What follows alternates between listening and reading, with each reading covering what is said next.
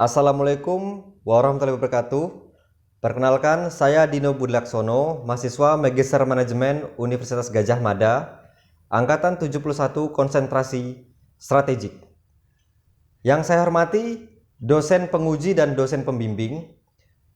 Pada kesempatan ini saya akan melakukan presentasi penelitian yang telah saya lakukan, di mana penelitian tersebut saya beri judul Identifikasi keunggulan kompetitif berkelanjutan, The Host of Raminten, aplikasi perspektif berbasis sumber daya. Latar belakang penelitian, industri kuliner berkaitan erat dengan sektor industri pariwisata karena dalam keduanya ada aktivitas simbiosis mutualisme. Pemerintah Yogyakarta terus melakukan peningkatan dalam hal pengembangan infrastruktur guna memajukan sektor pariwisata. Pada dasarnya, dunia kuliner tidak hanya memberikan kontribusi pada sektor pariwisata, namun juga memberikan kontribusi pada ketenagakerjaan dan ekonomi kreatif. The Host of Raminten haruslah menyiapkan strategi dalam menghadapi kompetitor agar dapat memajukan dan mensukseskan bisnisnya di Yogyakarta. Berikut ini saya lampirkan data pertumbuhan kunjungan wisatawan ke Yogyakarta tahun 2013 hingga 2017. Bisa kita lihat bahwasannya tingkat kunjungan wisatawan ke Yogyakarta setiap tahunnya mengalami peningkatan. Hal inilah yang perlu dimanfaatkan oleh para pengusaha yang bergerak di bidang kuliner. Kepala Badan Kementerian Pariwisata I Gede Pitana menjelaskan bahwasannya pariwisata akan menjadi kebutuhan primer manusia di masa depan. Perusahaan yang ingin memaksimalkan daya saing tentulah harus memiliki perbedaan dan sumber daya yang tidak dapat ditiru ataupun dicontoh dengan mudah oleh para pesaing-pesaing yang ada. Dalam hal ini, perusahaan harus memiliki 4 atribut. Yang pertama valuable, yang kedua rarity, yang ketiga imitability, yang keempat exploit by organization. Berni 2007. Menurut Duncan et al. 1998, keunggulan kompetitif pada akhirnya dibangun dan dipertahankan dengan memberikan nilai tambah kepada pelanggan. Rumusan masalah pada penelitian ini adalah The Host of Raminten perlu melakukan analisis apa yang menjadi kekuatan mereka dalam mencapai keunggulan bersaing berkelanjutan serta apa yang menjadi suatu kelemahan yang dapat menjadi hambatan dan mencapai keunggulan bersaing. Pendekatan berbasis sumber daya memandang bahwa keunggulan daya saing sebuah perusahaan dapat ditentukan oleh sumber daya yang dimiliki oleh perusahaan itu sendiri. Berni 1991. Perusahaan dapat memahami dengan tepat bagaimana setiap kekuatan dan kelemahan yang relevan secara kompetitif memiliki potensi untuk menambah ataupun mengurangi nilai. Pertanyaan penelitian, tujuan penelitian, landasan teori. Pendekatan berbasis sumber daya. Menurut Berni 1991, pendekatan berbasis sumber daya memandang bahwa keunggulan bersaing suatu perusahaan dapat ditentukan berdasarkan sumber daya yang dimiliki oleh perusahaan. Berni 1991 juga mengklasifikasikan sumber daya perusahaan menjadi 3. Yang pertama sumber daya fisik, yang kedua sumber daya manusia, yang ketiga sumber daya organisasi. Analisis lingkungan internal perusahaan. Duncan et al. 1998 menjelaskan ada 4 tahap dalam menganalisis lingkungan internal. Yang pertama, melakukan survei untuk melakukan identifikasi kekuatan dan kelemahan perusahaan. Yang kedua, mengkategorikan kekuatan dan kelemahan yang telah disurvei pada tahap awal. Yang ketiga, menginvestigasi sumber daya apakah yang memberikan nilai terhadap perusahaan. Yang keempat, melakukan evaluasi sumber daya yang relevan secara kompetitif dan kemampuan dalam hal strategi generik. Analisis rantai nilai.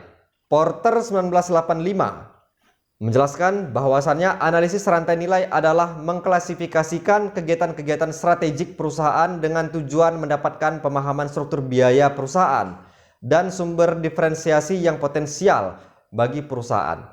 Menurut Duncan et al. 1998, diperlukan survei infrastruktur, sumber daya manusia, pengembangan teknologi, produksi, inbound logistik, outbound logistik, operasional, pemasaran, penjualan, dan kegiatan pelayanan. Keunggulan kompetitif berkelanjutan. Menurut Duncan et al. 1998, keunggulan kompetitif yang berkelanjutan adalah faktor-faktor yang tersedia untuk digunakan dalam memproduksi barang dan jasa yang berharga dan mahal untuk ditiru dan diduplikasi. Bernie 1995 juga mengungkapkan bahwa sumber daya dan kapabilitas dikatakan relevan dengan keunggulan bersaing apabila memenuhi 4 karakteristik. Yang pertama bernilai, yang kedua langka, yang ketiga sulit ditiru, yang keempat sulit didaya pindahkan. Metode penelitian. Pertama kita jelaskan desain penelitian.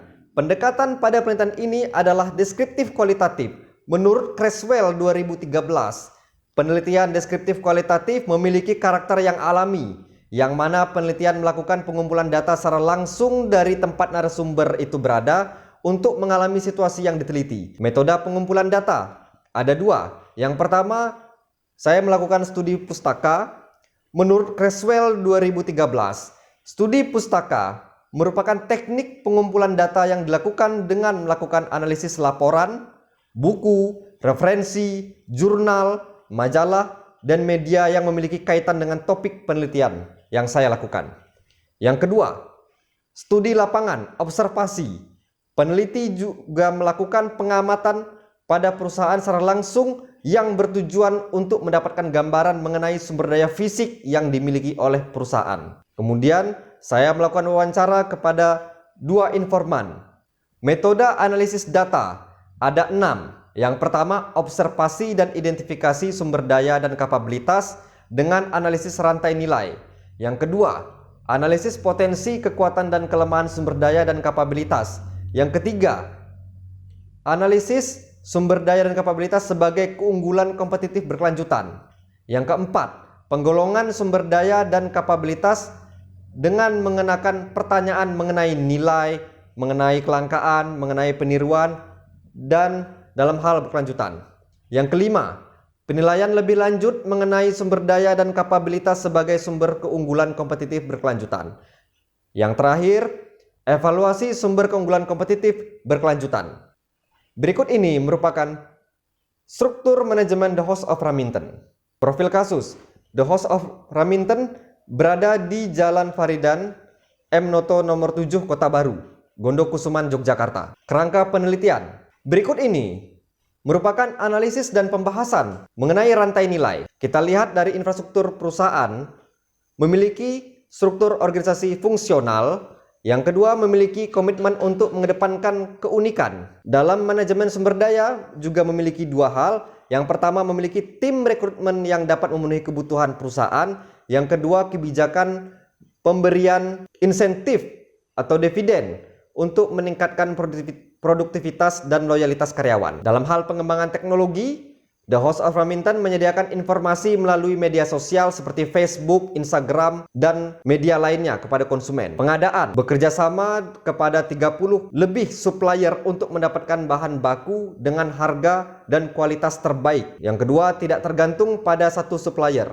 Logistik barang masuk, pembelian bahan baku, pengecekan bahan baku, bekerja sama dengan lebih dari satu pemasok, mempersiapkan tempat penyimpanan bahan baku, pengawasan stok bahan baku agar selalu tersedia. Untuk operasional, aktivitas sumber daya manusia yang tanggap untuk penyambutan, proses pemesanan dan makanan dan minuman. Yang ketiga, menyediakan makanan yang unik dan berkualitas dengan harga terjangkau. Logistik keluar, ada 2. Pengolahan bahan baku menjadi produk. Yang kedua, mendistribusikan produk dengan layanan baik kepada konsumen. Dalam hal pemasaran dan penjualan, The House of Raminten melakukan promosi melalui media sosial, kemudian melakukan interaksi yang komunikatif yang menjunjung personal touch. Dalam hal pelayanan, The House of Raminten melakukan 4 hal. Yang pertama, dengan memiliki pelayanan yang prima yang diberikan kepada konsumen sehingga konsumen memiliki suatu pengalaman yang tidak ditemukan dengan restoran-restoran yang lainnya. Kemudian fasilitas wifi yang memadai, pelayanan 24 jam. Kemudian yang terakhir, pelayanan terhadap keluhan berupa pemberian komplimen. Kita masuk pada penilaian lebih lanjut mengenai sumber daya dan kapabilitas sebagai keunggulan kompetitif berkelanjutan. Berdasarkan analisis rantai nilai yang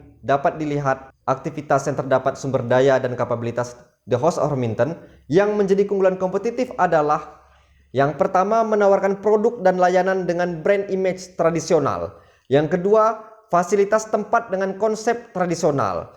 Yang ketiga, fasilitas alat komunikasi kepada setiap waiters untuk mempermudah kegiatan pelayanan. Yang keempat, kualitas bahan baku yang terkontrol dengan baik. Yang kelima, Koordinasi bagian dapur dan bagian stokis, bagian pembelian berjalan dengan baik dan terhubung. Yang keenam, tidak tergantung pada supplier tertentu karena memiliki hubungan kepada 30 lebih supplier.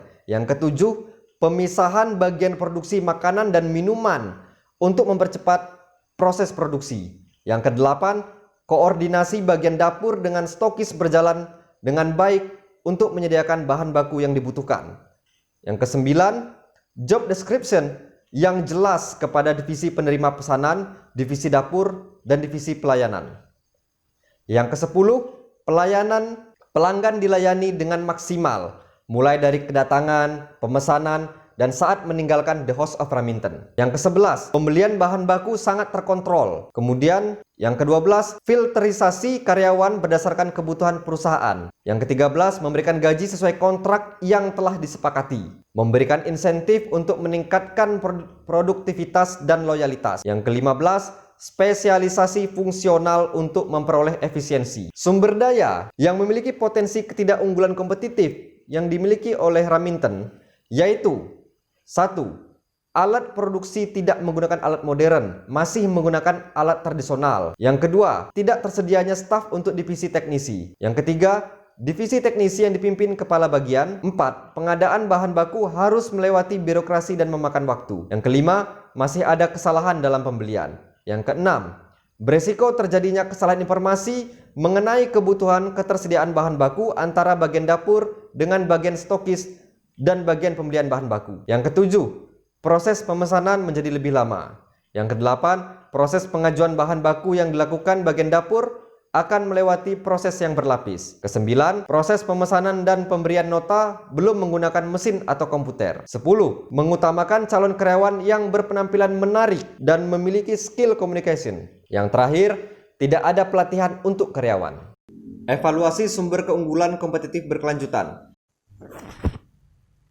Kesimpulan, dari hasil analisis yang telah dilakukan secara keseluruhan, maka didapat kesimpulan sebagai berikut. 1. Analisis internal perusahaan, sumber daya dan kapabilitas berdasarkan rantai nilai perusahaan. Diketahui bahwa The House of Remington memiliki 21 kekuatan pada aktivitas rantai nilai. 1. Perencanaan pembelian bahan baku yang matang sehingga kebutuhan produksi bisa terpenuhi. 2. Kualitas bahan baku terkontrol dengan baik. 3. Koordinasi bagian dapur, bagian stokis, dan bagian pembelian berjalan dengan baik dan terhubung. 4. Tidak tergantung pada supplier tertentu karena memiliki hubungan kepada 30 lebih supplier.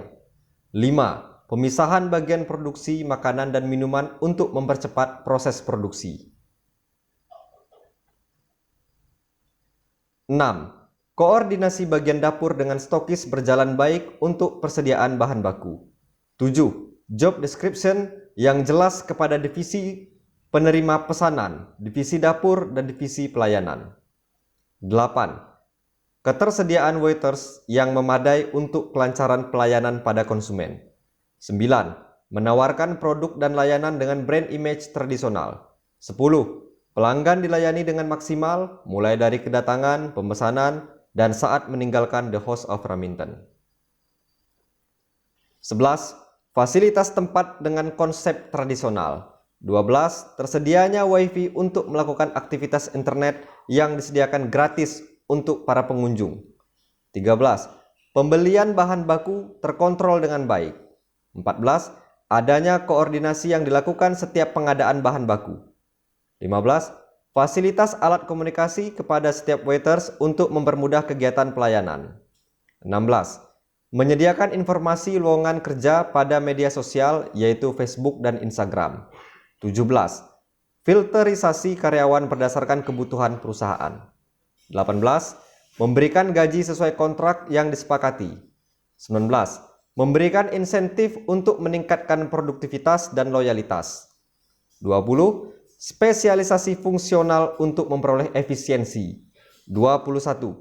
Pengawasan yang ketat. Kemudian, yang kedua, analisis internal perusahaan, sumber daya dan kapabilitas berdasarkan rantai nilai perusahaan. Diketahui bahwa The House of Raminten memiliki 15 sumber daya keunggulan kompetitif berkelanjutan yang terdapat pada aktivitas-aktivitas The House of Raminten. 6 sumber daya dan kapabilitas merupakan cost driver, keunggulan biaya, dan 9 keunggulan bersaing yang merupakan uniqueness driver yang bersumber dari sumber daya dan kapabilitas. Sumber daya dan kapabilitas yang merupakan keunggulan biaya yaitu kualitas bahan baku terkontrol dengan baik, koordinasi bagian dapur dengan stokis berjalan baik untuk persediaan bahan baku, tidak tergantung pada supplier tertentu karena memiliki 30 lebih supplier. Job description yang jelas kepada divisi penerima pesanan, divisi dapur, dan divisi pelayanan. Pembelian bahan baku yang terkontrol dengan baik. Memberikan gaji sesuai kontrak yang disepakati.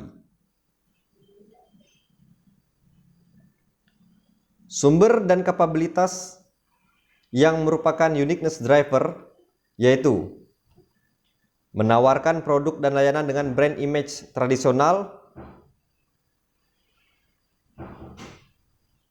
fasilitas tempat dengan konsep tradisional, fasilitas alat komunikasi kepada setiap waiters untuk mempermudah kegiatan pelayanan, pemisahan bagian produksi makanan dan minuman untuk mempercepat proses produksi, koordinasi bagian dapur dan bagian stokis, bagian pembelian berjalan dengan baik dan terhubung, pelanggan dilayani dengan maksimal mulai dari kedatangan, pemesanan, dan saat meninggalkan The House of Raminten. 7. Filterisasi karyawan berdasarkan kebutuhan perusahaan, memberikan insentif untuk meningkatkan produktivitas dan loyalitas. Yang terakhir, spesialisasi fungsional untuk memperoleh efisiensi. Keterbatasan penelitian. Saran bagi peneliti mendatang. Demikian presentasi dari saya. Wassalamualaikum warahmatullahi wabarakatuh.